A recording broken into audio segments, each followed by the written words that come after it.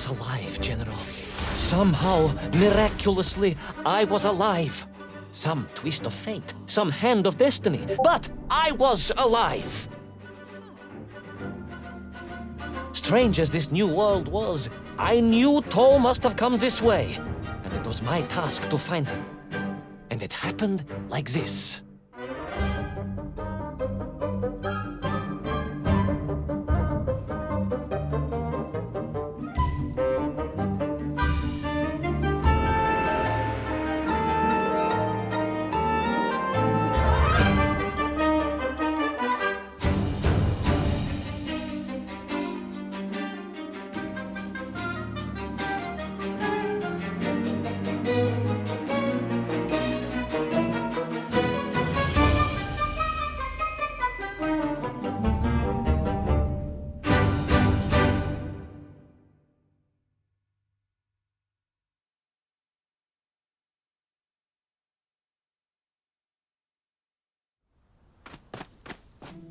The sun beat down on me relentlessly.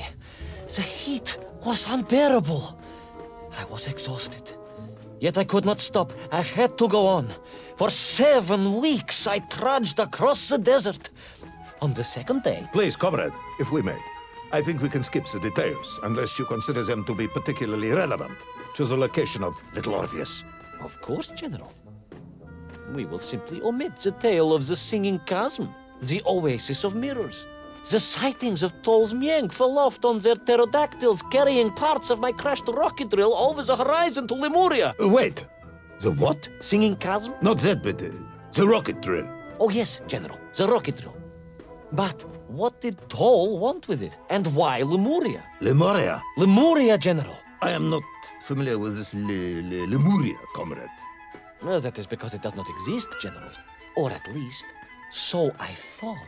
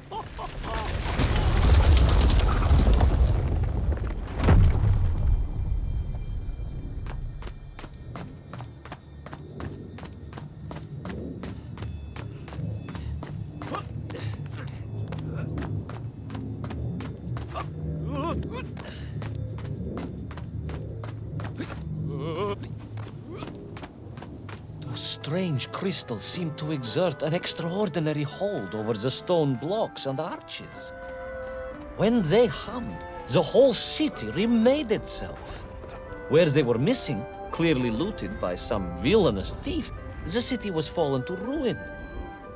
It was like a vast musical instrument, vandalized, and yet still attempting to toot.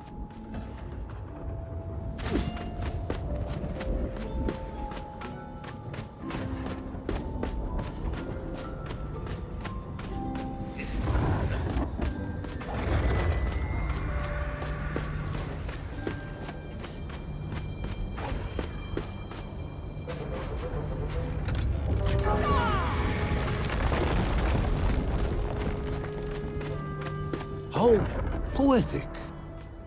I'm sure our engineers would be fascinated and baffled in equal measure. If the whole department hadn't been arrested for sedition last week, I would happily convey it to their skeptical ears. Sedition, General? Really? It is unfortunate news. How poetic. I'm sure our engineers would be fascinated and baffled in equal measure. If the whole department hadn't been arrested for sedition last week, I would happily convey it to their skeptical ears. Sedition, General? Really? That is unfortunate news indeed. I am joking, comrade.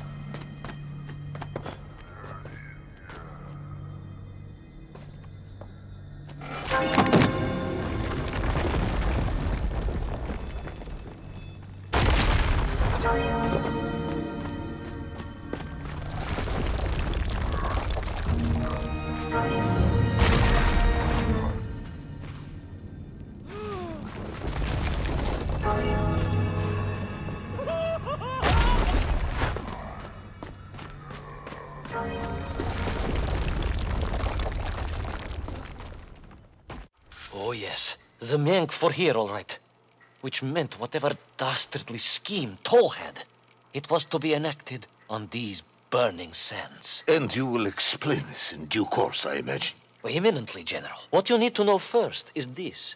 I have told you already how parts of the devices the enslaved Mienk were forced to wear came from the surface. Radio parts and so on, yes, from what you have told me.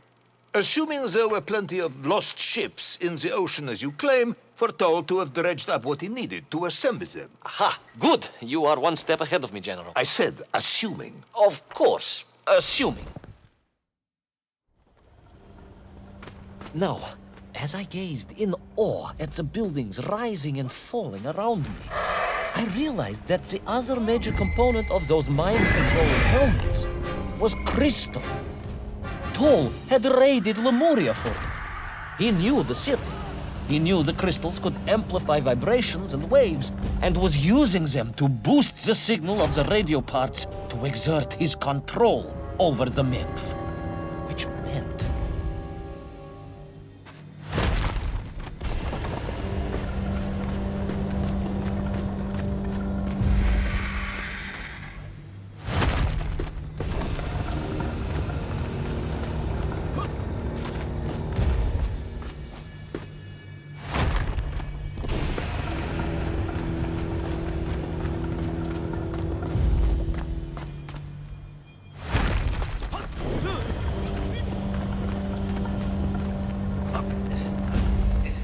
Yes? Imagine, Jack, what such amplification could achieve when fused to the finest atomic science our great Soviet civilization has produced.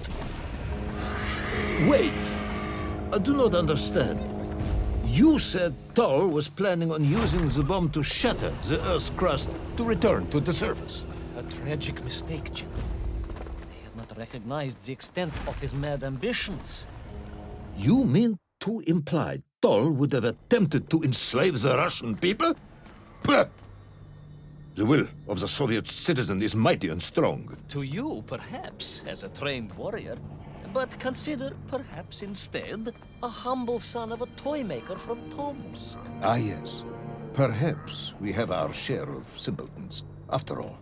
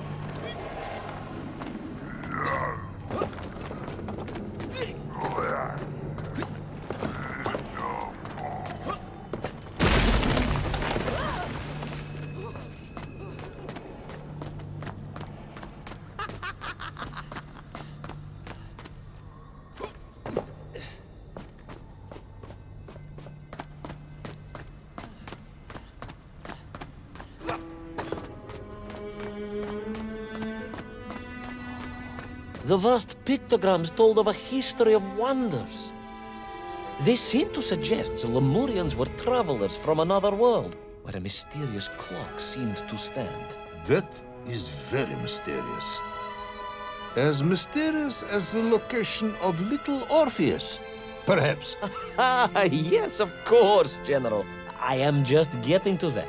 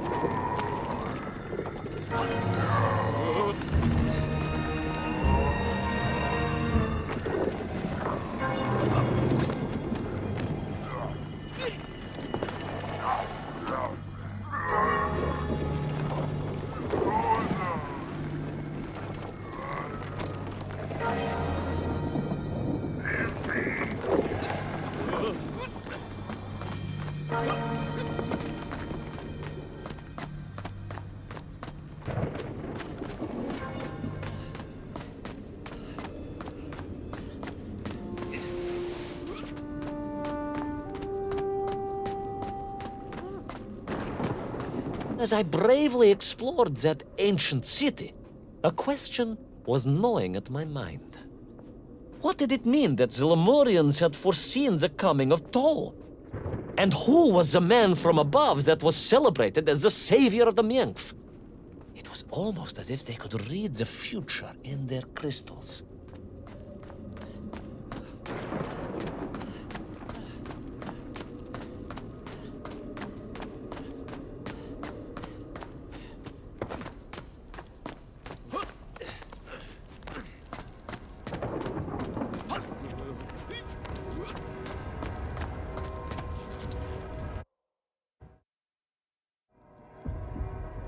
The bells of Lemuria tolled and tolled, a roaring symphony, a crescendo of peals that set the city dancing, each note causing the crystals to shimmer and cascade with light.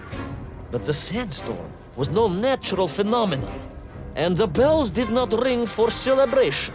Something was very wrong here. Aside from the pterodactyls and the Miengf and the dancing stones and the ancient magical prophecies and the crystals and now the giant bells, you mean? If you don't want me to continue, General, then I can easily just quietly go home. Don't think Chepucho will get you out of this one, comrade.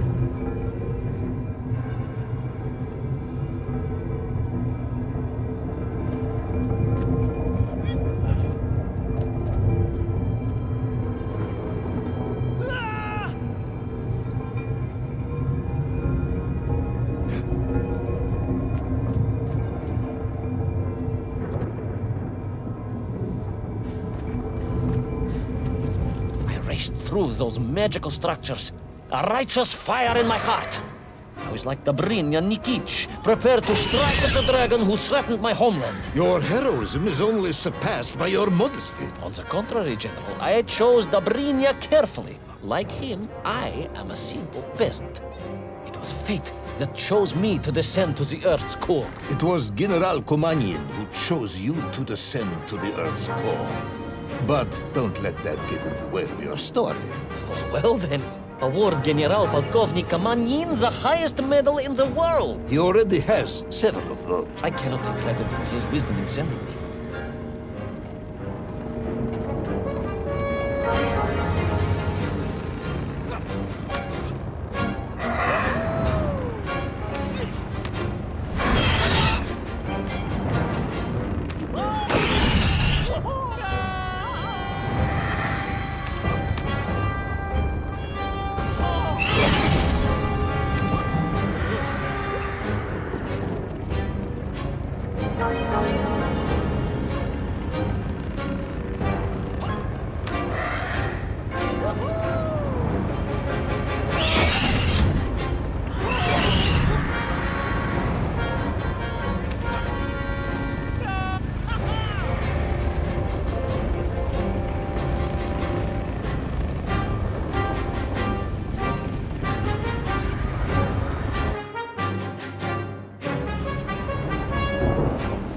once a rocket drill ship, built to burrow into the Earth, was now a mighty vessel, repurposed to blast off into the skies.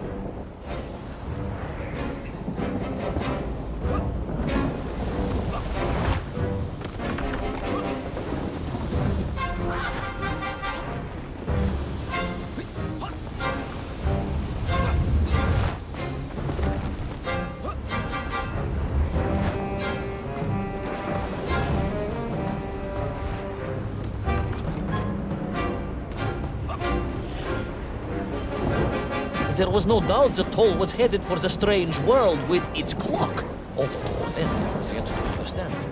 But there was no time to consider, no time for questions.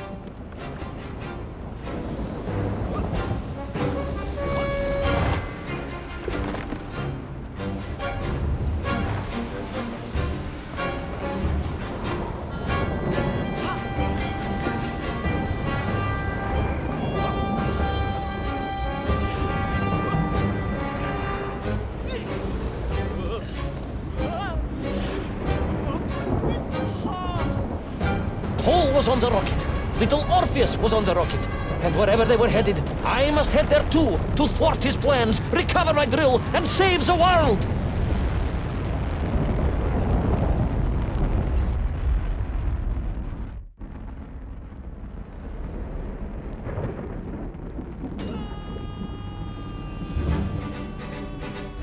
Will our enthusiastic yet disorientated hero be burnt to a cinder by the rocket's engines?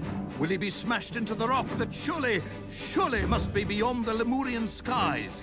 Does Nikolai Petrovich Kamenyan really need any more medals? What was the strange clock, and what could it all mean? All of these questions and more will be answered, if you're extremely lucky, in the next exciting episode of Little Orpheus!